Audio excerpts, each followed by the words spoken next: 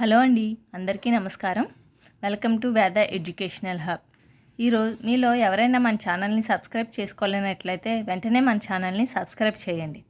మనం ఈరోజు 3rd class work బుక్లోని తెలుగులో నా బాల్యం అనే పాఠం యొక్క సాధనా పత్రాల గురించి తెలుసుకుందాం. ఇందులో మొదటి సాధనా పత్రం అండి, చదవడం వ్యక్తపరచడం ఇచ్చారు. కింద కొన్ని వాక్యాలు ఇచ్చారు కదా, అవి ఎవరితో అన్నారు అని అడిగారండి. సాయంకాలం పంతులు గారిని అడిగి పెందలకడ రా అయ్యా, ఈ మాట ఎవరితో అన్నారు అని అడిగారు. నాజర్ వాళ్ళ అమ్మ నాజర్తో అందండి. రెండోది, మన కుర్రోడు మంచి తెలివి కలవాడు, ఈ మాట ఖాదర్ మస్తాన్తో అన్నాడు.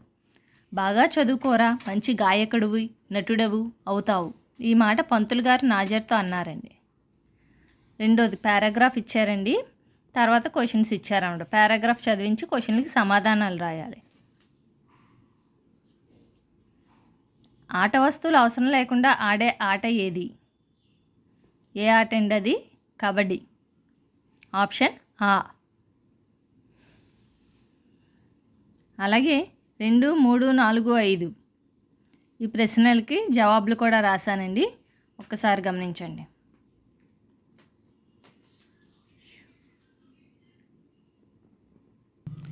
సాధనా పత్రం 2 అండి, చదవడం వ్యక్తపరచడం. ఇక్కడ కూడా పారాగ్రాఫ్ ఇచ్చారండి, దాని నుంచి మనం ప్రశ్నలు తయారు చేయాలన్నమాట. ఉదాహరణకి ఒక ప్రశ్న వారు ఇచ్చారండి, మిగతాయి 3 మనం తయారు చేయాలి. అమ్మా నాన్న ఆరుగాలం ఎలా కష్టపడేవారు? గురుదక్షిణగా గురువుగారికి ఏమిచ్చారు? అమ్మ ఎన్ని గింజలు దంచేది? అమ్మ వండి ఎవరెవరికి పెట్టేది? ఇవి తయారు చేసిన ప్రశ్నలండి. తర్వాత కింద ఒక సంభాషణ ఇచ్చాడండి, సంభాషణ చదివి కింద ప్రశ్నలకి జవాబులు రాయాలన్నమాట. సంభాషణ వచ్చేసి సుమతికి డాక్టర్కి అండి, కంటి సమస్య గురించి అన్నమాట సంభాషణ. ఆ సంభాషణ పిల్లల చేత చదివించండి. చదివించి కింద దానికి క్వశ్చన్స్ అన్నమాట, క్వశ్చన్ అండ్ ఆన్సర్స్ ఇచ్చారు. సుమతి ఏ కారణంతో డాక్టర్ దగ్గరకు వెళ్ళింది? కళ్ళు మంట. అలాగే సుమతికి కళ్ళ వెంట నీరు కారడానికి డాక్టర్ గారు కారణం ఏమని చెప్పారు? సెల్ ఫోన్ ఎక్కువసేపు చూడటం వల్ల. సుమతి కంటి ఆరోగ్యానికి డాక్టర్ గారు ఏమి సలహా ఇచ్చారు? ఫోన్ చూడటం తగ్గించాలి, అలాగే కూరగాయలు ఆకుకూరలు తినాలి. అలాగే సెల్ ఫోన్ యొక్క లాభం ఒక నష్టం రాయమన్నారండి, అది నేను రాశాను, చూడండి. 3వ సాధనా పత్రం పదజాలం అండి. పారాగ్రాఫ్ ఇచ్చారు కదా, పారాగ్రాఫ్ చదివించి పిల్లల చేత చదివించండి. ఆ తర్వాత దాంట్లోని సరళ అక్షరాలు గుర్తించాలండి. సరళ అక్షరాలు గుర్తించి గడుల్లో రాయించండి. తర్వాతది వచ్చేసి వాటితో మొదలయ్యే పదాలండి, పదాలు రాసి ఆ పదాలు ఉపయోగించి ఒక సొంత వాక్యం. తర్వాత మళ్ళీ 2లో గుణింత అక్షరాలు గుర్తించాలండి. గుణింత అక్షరాలతో మొదలయ్యే పదాలు రాయాలి, అలాగే ఒక సొంత వాక్యం కూడా. కోయిల పాటలు బాగా పాడుతుంది. తర్వాత ద్విత్వక్షరాలండి. ద్విత్వక్షరాలు అంటే మనందరికీ తెలిసిందే, ఆ అక్షరం కింద అదే అచ్చు రావడం అండి. అటువంటి అక్షరాలను గుర్తించి వాటితో మొదలయ్యే పదాలు రాసి అలాగే సొంత వాక్యం కూడా రాయాలన్నమాట. 4వది వచ్చేసి సంయుక్త అక్షరాలు. ఒక అక్షరానికి వేరే ఒత్తు రావడాన్ని సంయుక్త అక్షరం అంటారండి. అవి రాసి వాటిలోని సొంత వాక్యాలు కూడా. నేను సంయుక్తాక్షర పదాలు పుస్తకం బాల్యం రాశానండి. నాకు స్కూల్లో పుస్తకాలు ఇచ్చారు. బాల్యం, పిల్లల బాల్యం ఆటపాటలతో ఉండాలి. 4వ సాధనా పత్రం అండి, పదజాలం. కింద వాక్యాలు ఇచ్చారు కదండి, దాంట్లో గీత గీసిన పదంతో మళ్ళీ ఒక సొంత వాక్యం రాయాలన్నమాట. ఉదాహరణకి ఇచ్చారండి, పిల్లలు సంతోషంతో గెంతులేస్తున్నారు, దానికి సంతోషం అండర్లైన్ చేశారు కదా, దానితో మళ్ళీ ఇంకొక సొంత వాక్యం రాయాలన్నమాట. నాకు సంతోషం వస్తే బొమ్మలు గీస్తాను. సంతలో జనులు గుమ్ముగూడారు, గుడికి ఎక్కువ మంది జనులు వచ్చారు. మా అమ్మా నాన్న ఆరుగాలం కష్టపడి పని చేస్తారు. రైతు ఆరుగాలం కష్టపడి పంట పండిస్తారు. తర్వాతదండి, కింద గళ్ళలోని ఆధారాలతో పూరించాలండి. కవితలు చెప్పేవారిని కవి అంటారు. వినడానికి ఉపయోగపడేది చెవి, ఒక చెట్టు రావి, తీగకు మరో పేరు. ఇదేంటో నాకు తెలియలేదండి, కొంచెం చూడండి. సూర్యుడు రవి. తర్వాత కింద ప్రశ్నలు ఇచ్చారండి, దానికి సమాధానం రాయాలన్నమాట. ఇందులో సంయుక్తాక్షర పదాన్ని గుర్తించమన్నారు. సంయుక్త అక్షరం అంటే మనకు తెలుసు కదండి, ఒక అక్షరం కింద వేరే ఒత్తు రావడాన్ని సంయుక్త అక్షరం అంటారు. అది ఎక్కడుందండి? ప్రశాంతం. రెండోది వచ్చేసి కింది వాక్యాలను చదివి నామవాచకాలను గుర్తించి గీత గీయాలండి. నామవాచకాలు అంటే పేర్లు కదండి, వాటి కింద గీత గీయమన్నారు అన్నమాట. తర్వాత పాఠం ఆధారంగా ఖాదర్ నాజర్కు నేర్పిన అభినయాలు రాయండి. ఉదాహరణ వాళ్ళు ఇచ్చారు, శృతి గుక్క. ఇంకా ఏమేమి నేర్పారంటే ఏడవడం, నవ్వడం, చూడడం, మూతి తిప్పడం. తర్వాత కింద ఒక పదం ఇచ్చాడండి, వాటితో కొత్త పదాలు రాయమన్నారు. విజయనగరం అనే పదం ఇచ్చారు, దాంతో మొదలయ్యే కొత్త పదాలు రాయమన్నారండి. విజయ, నగరం, నగ, జయ, గరం, రంగ, గజం, విజయం, జనం, జయం, వీరం, వినగ. 5వ సాధనా పత్రం అండి, పదజాలం. పట్టికలోని పదాలు గుర్తించి రాయమన్నారు. ఉదాహరణకి సాయంకాలం. ఇంకా ఏమేమి ఉన్నాయంటే దీంట్లో దినచర్య, బాల్యం, పాట, గుంటూరు.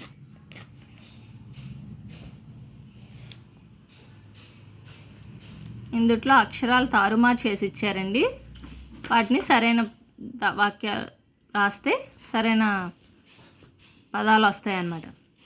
భారతదేశం, అమరావతి, క్రమశిక్షణ, నాయకుడు, తెలివితేటలు, సంగీతం, గ్రామ పెద్ద, ద్రోణాచార్యులు.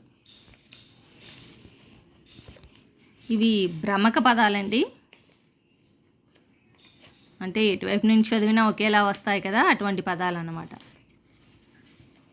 కొన్ని క్లూస్ ఇచ్చారు, దాని ద్వారా మనం రాయాలన్నమాట.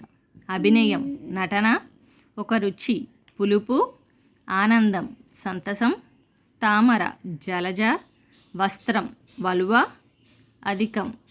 దీనికి నాకు తెలియలేదండి, కొంచెం చూడండి. ముళ్ళు, కంటకం, తలలో భాగం, ముఖము. సాధనా పత్రం 6 స్వీయ రచన. కింది ప్రశ్నలకు సొంత మాటల్లో జవాబులు రాయండి అని ఇచ్చారు. ఇవి పాఠంలో క్వశ్చన్స్ అండి, వాటికి ఆన్సర్స్ అన్నమాట. నేను పూర్తి చేశాను, ఒక్కసారి చూడండి.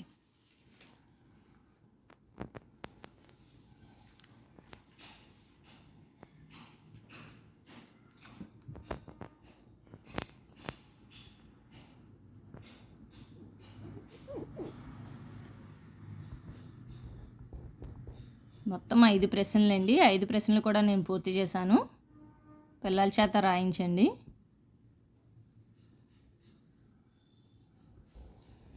తర్వాత 6వదండి, నాజర్ను ఎవరెవరు ఎలా పిలుస్తారో తెలుసుకున్నారు కదా, మిమ్మల్ని ఎవరెవరు ఎలా పిలుస్తారో రాయండి. నా పేరు, నేను ఇక్కడ సత్యశ్రీ అని రాశానండి. ఎవరి పేరు ఏదైతే అది రాసుకోవచ్చు. అలాగే వాళ్ళ అమ్మా నాన్నలు ఏమని పిలుస్తారు అలాగనమాట. నన్ను మా అమ్మ బంగారం అని పిలుస్తుంది. మా నాన్న చిట్టి తల్లి అంటారు. మా అన్నయ్య చెల్లి అంటారు. నా స్నేహితులు సత్య అని పిలుస్తారు. ఇది నేను కంప్లీట్ చేశానండి. పిల్లలకి ఎవరెవరు ఎలా పిలుస్తారో చెప్తే వాళ్ళు రాస్తారు కదా. తర్వాత సాధనా పత్రం 7 భాషాంశాలు. కింది వాక్యాల్లోని నామవాచక పదాలను రాయమన్నారండి, అంటే పేర్లు రాయాలన్నమాట. ఫస్ట్ది సుజాత 3వ తరగతి చదువుతున్నది. దీంట్లో నామవాచకం వచ్చేసి సుజాత. రెండవది తులసి మొక్కలో మంచి ఔషధ గుణాలున్నాయి. నామవాచకం ఏంటండి? తులసి మొక్క. కొబ్బరి చెట్టు తీయటి నీళ్లు ఇచ్చే అమృత వృక్షం. దీంట్లో నామవాచకం కొబ్బరి చెట్టు. పుస్తకం మనకు జ్ఞానం అందిస్తుంది. ఇందుట్లో నామవాచకం వచ్చేసి పుస్తకం అండి. తర్వాత మల్టిపుల్ చాయిస్ క్వశ్చన్ అండి. నామవాచకం లేని వాక్యాన్ని గుర్తించమన్నాడు. అది ఈ వేగంగా నడువు.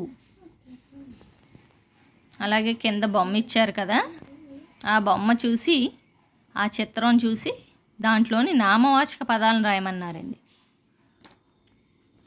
నేను కొన్ని రాశాను చూడండి.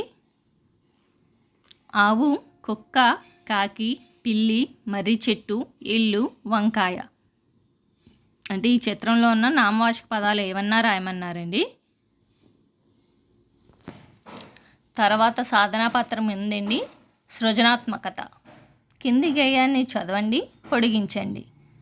అలాగే ఇక్కడ బొమ్మలు ఇచ్చి కొన్ని క్లూస్ కూడా ఇచ్చారండి. కథలు, పాటలు, చిత్రాలు, బొమ్మలు, పొడుపు కథలని. వాటితో మనం ఈ గేయాన్ని పొడిగించానండి. చూడండి. ఇదిగో ఇదిగో మాబడి, ఇష్టమైన మాబడి, పాటలు ఎన్నో బోధిస్తారు, పద్యాలెన్నో పాటిస్తారు. ఇదిగో ఇదిగో మాబడి, ఇష్టమైన మాబడి, కథలు ఎన్నో చెప్తారు, బొమ్మలు ఎన్నో గీయిస్తారు. ఇదిగో ఇదిగో మాబడి, ఇష్టమైన మాబడి, పొడుపు కథలు ఎన్నో చెప్తారు, చిత్రాలు ఎన్నో గీస్తారు. ఇదిగో ఇదిగో మాబడి, ఇష్టమైన మాబడి. ఇదండి, ఈ విధంగా నేను పూర్తి చేశాను. చూడండి. తర్వాతది కూడా చిత్రం ఇచ్చారు కదా, చుక్కలు కలిపి రంగులు వేయాలన్నమాట. పిల్లల చేత రంగులు వేయించండి. అలాగే ఈ చిత్రానికి పేరు పెట్టమని అడిగారు.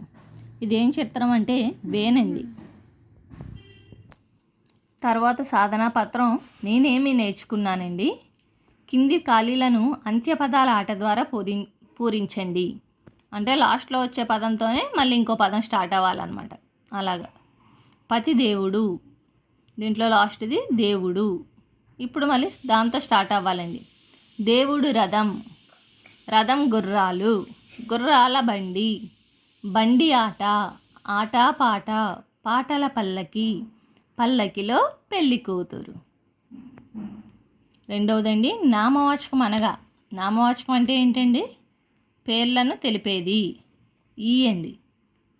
అలాగే తర్వాత పారాగ్రాఫ్ ఇచ్చాడండి. పిల్లల్ని పారాగ్రాఫ్ చదివించి కింద ప్రశ్నలకు జవాబులు రాయించండి. చూడండి. శ్రీకాంత్ బాలుడిని ఎలా కాపాడాడు? చాకచక్యంగా లోపలికి పరిగెత్తి కాపాడాడు. గ్రామస్తులు శ్రీకాంత్ను ఎందుకు మెచ్చుకున్నారు? అతని ధైర్యం చూసి. మీరు మీ అమ్మకు ఏ ఏ పనుల్లో సహాయం చేస్తారో రాయండి. ఇంటి పనులలో, సరుకులు సర్దడంలో సహాయం చేస్తారు. ఆపదలో ఉన్నవారికి ఎందుకు సహాయం చేయాలి? ఆపదలో ఉన్నవారికి సహాయం చేయడం అనేది మన ధర్మం. అలాగే తర్వాతదండి కింద కొన్ని ఆధారాలు ఇచ్చాడండి. వాటితో సొంత మాటల్లో కథ రాయమన్నాడండి. అవి ఆధారాలు ఏంటంటే యశ్వంత్, చరిత, అన్నా చెల్లెళ్ళు, ఆదివారం, తోట, ఆటలు, రామచిలుక, జామపండు. వీటి సహాయంతో మనం ఒక కథ తయారు చేయాలన్నమాట. అదేంటో చూద్దామండి. యశ్వంత్, చరిత ఇద్దరు అన్నా చెల్లెళ్ళు. ఆదివారం రోజు ఇద్దరు తోటలో ఆటలు ఆడుకోవడానికి వెళ్ళారు. అక్కడ తోటలో జామ చెట్టు మీద ఒక రామచిలుక జామపండు తింటుంది. ఈ విధంగా నేను పూర్తి చేశానండి. చూడండి. మీకు కనుక ఈ వీడియో నచ్చినట్లయితే ప్లీజ్ ఒక లైక్ చేయండి. అలాగే మీ ఫ్రెండ్స్ అందరికీ షేర్ చేయండి. అలాగే మన ఛానల్ని సబ్స్క్రైబ్ చేసుకోవడం మాత్రం మర్చిపోవద్దు. Thank you friends.